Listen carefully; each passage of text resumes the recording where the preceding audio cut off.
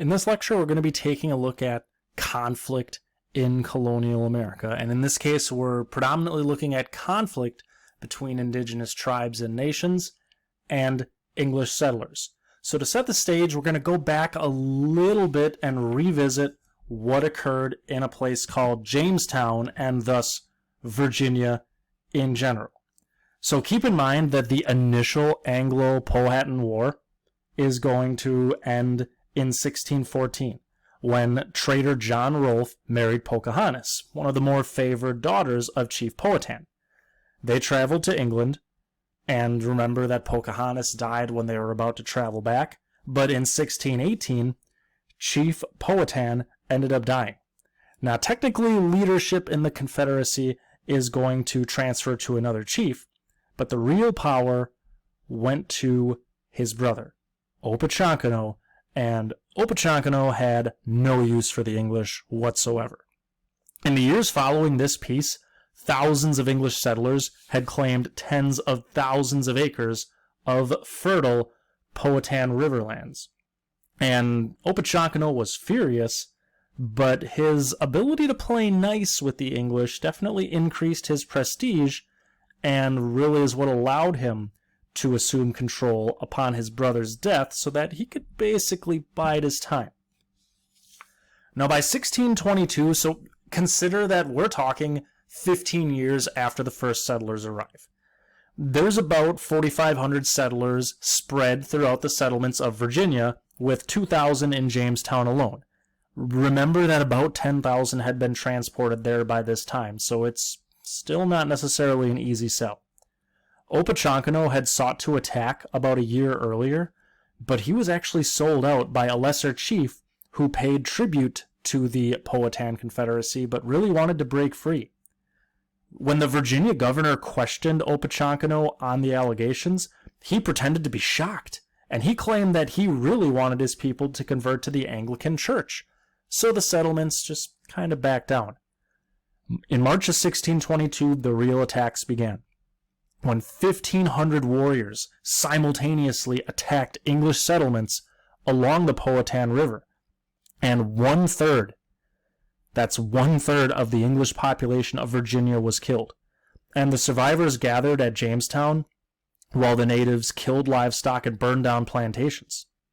Now, to retaliate, the English waited until prior to the corn harvest to destroy native villages and crops, so they really sought to take out their food supply. Now, the next May, the English hosted peace negotiations, and what they ended up doing was poisoning the drinks of the Powhatan and killed about 250 of them. In some ways, this is viewed as a turning point for Virginia, because it's when the English as a whole started to believe they could never peacefully live side by side with the indigenous population. But little do they know that Opechancanough had arrived at this conclusion long ago. Now, the violence does continue for about another 2 decades, but not at the levels of Phase 2 until the mid-1640s, when Opechancanough eventually repeats what he did 2 decades previous. He plans a series of coordinated attacks, and there's about 500 settlers that are killed.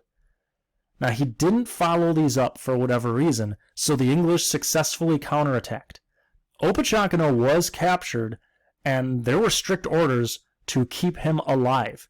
And by this time, he's almost 100 years old, he's blind, he's crippled. And he was also unceremoniously killed by a vengeful English soldier who viewed him as the source of all of this misery. So the Powhatan Confederacy came to an end, and massive land concessions were exacted from this confederacy. So to an extent, we have somewhat of a template where we have violence between two sides, the English gain the upper hand, and what they end up getting is land that they desire for more settlements. Now that, the Anglo-Powhatan Wars kind of set the stage, we're just going to briefly examine 3 other conflicts. The Pequot War was the first major conflict between the English and Native Americans. And when we say major, we're talking more what we might think of as pitched battles on a large scale. Now, the English had traded with the Pequot, who controlled the coast and thus the supply of wampum, which actually was accepted as legal currency in New England. The English then desired more land as opposed to just trade in wampum, so they allied with the Mohegan and Narragansett, who were both enemies of the Pequot. This planning and this alliance culminated in an attack on about 400 Pequot at their main village on the Mystic River. Only 5 survived. 5 survived this attack at Mystic Village, and even England's native allies were just totally shocked at the brutality that they witnessed. Only about half of the 3,000 Pequot survived the war, and those that did survive ended up being, many of them were subjects of the Mohegan and Narragansett, and some even assimilated into these societies. Part of the issue was that there was no collective indigenous identity, and a Narragansett Sachem, who had fought against the Pequot, did propose an alliance in the early 1640s, but this idea completely fell apart. So we're in what's now the state of Connecticut, in New England. We have a large-scale conflict over land. The settlers win. A few decades later, we have what's called King Philip's War. Now, Metacomet, name you see on screen, was a Wampanoag Sachem, the son of Massasoit. So Massasoit was the man who was very helpful to the Pilgrims when they arrived in 1620. And now his son sort of is running the show.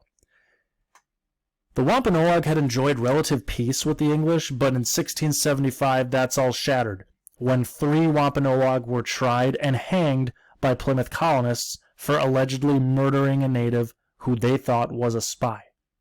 Warriors began to loot and burn settlements, and neutral bands like the Narragansett were even drawn into the conflict.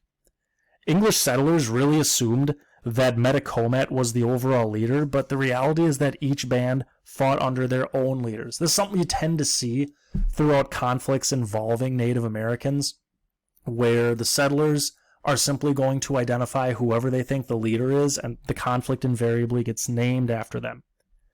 Now you see on screen that it says natives upgrade weapons, adopt new tactics. The natives used new flintlock muskets that they had acquired through their European trading partners. So the English do not have technological superiority like they did in the Pequot War. And they also began to attack entire towns and kill women and children, which is the same as the English. So these are the new brutal tactics that they're going to be using. About a third of New England's indigenous population allied with the English. So that's how it kind of becomes like a civil war. And ultimately, the English won because they enlisted the help of the powerful Mohawk, which nobody wanted to deal with. Like, the Mohawk were feared by pretty much everyone.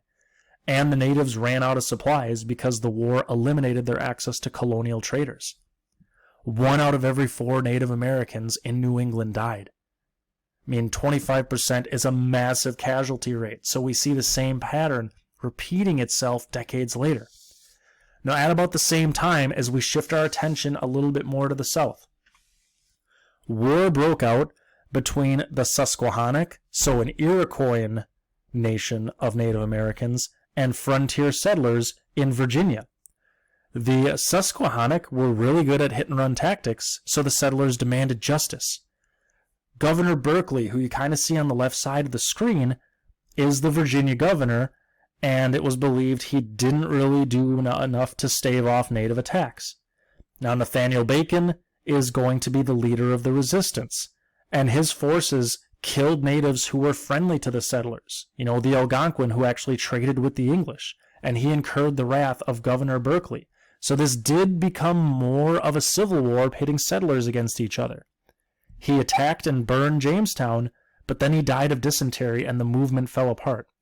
And this really demonstrated that the common planters were not at all happy with the favoritism of the governor in giving out land, and the crown is going to take a more direct role in the colony. So even though class plays a big role in it, it's the economics of land ownership that really lay at the root of this struggle, much like the others.